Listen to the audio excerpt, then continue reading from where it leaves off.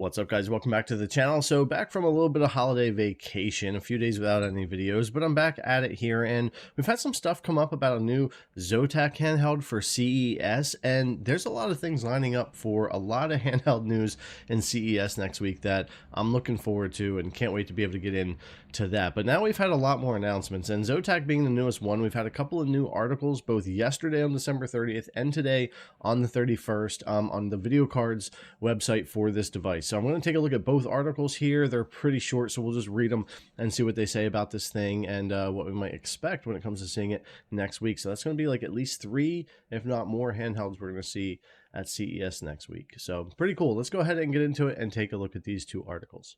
All right, so here's the first one that came out on December 30th, and I was looking at this one last night when I got home, and was going to cover it then, but I was too tired after driving 8 or 9 hours all day yesterday, so I saved it for today, but then another one popped up, and we have one here for December 31st with some stuff about the hardware. So we'll take a look at both, though, since both these just came out, starting with yesterday's for December 30th. So let's take a look here. Zotac to announce a new Zone handheld at CES 2025 with stronger hardware.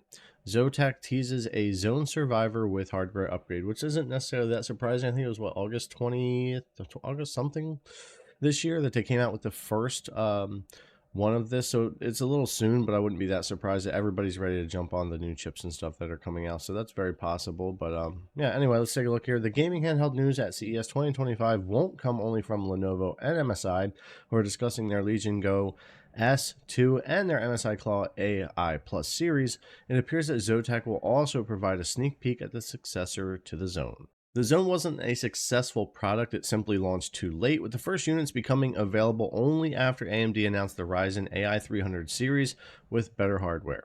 The relatively high price of the system certainly didn't help either. The device has mostly been seen in reviews and even no space is sparse. Yeah, it was one that I originally had my eye on to maybe get here on the channel and check it out, but just looking at the hardware, the price, availability, and what was kind of being said about the device, I just opted to kind of stay away from it. So we'll see what they come up with here for their next generation Zotac.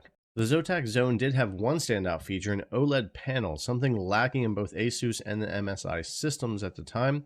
Lenovo noticed the demand for such systems, so the next Gen Legion Go 2, powered by the Ryzen Z2 Extreme, will feature OLED. Definitely a device I'm looking forward to getting my hands on here. Following the successful launch of the Zotac Gaming Zone, Zotac Gaming's first ever gaming handheld with an AMOLED display, premium controls and hardware, Zotac is back to give media a very early sneak peek at the potential next step of the Zotac Gaming Zone with stronger hardware. This device sounds like one that maybe is a little bit further off. The Claw is launching in January, at least so far. My order still says January 15th. I suspect Lenovo is going to launch all 3 of their units pretty soon as well. But we'll see what Zotac is going to do here and who else we might see at CES. I definitely think we might see some other ones show up there. Anyways, let's finish up this article. The new Zone is likely to follow suit with OLED, but there's not much information about the APU, which actually in the next article we're going to get some info on that. However, the company has confirmed it will showcase the device to the media at CES 2025.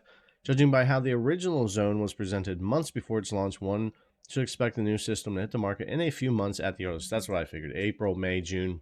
Probably something like that. All right, there's a little bit more here, but let's jump over to the other article that talks more about the hardware for this thing that came out today, about 24 hours or so after that initial article for the new Zotac. Zotac's new Zone handheld to feature AMD Ryzen AI 300 series CPU and a white design. Yesterday, we reported that Zotac's announcing the new handheld at CES 2025, and we managed to gather some additional details about the device. I will say that with Lenovo, with their Legion Go S, apparently one of them is supposed to be SteamOS based, and we'll find out more about that next week at CES. But one thing about this device, I know it's a Windows device, but it looks like it would cater much better to something like SteamOS with the button layouts and the touchpads and stuff like that. It might be something that Zotac wants to think about for an option in the future. And also hopefully Valve will not just have these devices available with SteamOS, but maybe we'll get a version that we're able to install, much like you can other operating systems. So that would be interesting anyway for me. It turns out Zotac will indeed introduce a new, faster handheld with CPU upgrade. Along confirming this, the company is adopting a Ryzen AI processor, which indicates it's now part of the new 300 series lineup. While we don't yet know if it will feature Strix Point, Kraken, or Strix Halo, it is confirmed to use Zen 5 and RDNA 3.5 architectures because that's the only architecture under the AI series. So sounding more up there with something like the Z2 Extreme we've talked about for the Legion Go 2. Anything other than Strix Point or Strix Halo would likely be a downgrade, as Zotac has already promised stronger hardware for the device. This suggests that we should expect at least the Ryzen AI 9 365 with 12 CUs, though it wouldn't be surprising if it featured the AI HX 370 system. According to our information, the new Zone will also include memory and storage upgrades. The current Zone 2024 model already features LPDDR5X 7500 memory, so the upgrade could mean either more memory or an increase to the 800 mega transfers per second, which is supported by Strix Point and Strix Halo. Additionally, we are told the storage has been upgraded, which we believe means a default capacity of 1 terabyte, which I was talking about. I don't think we're going to see that 512 option there on that one. And 16 gigabytes of RAM, it may be just referring to going to 32. It could also be the speed increase.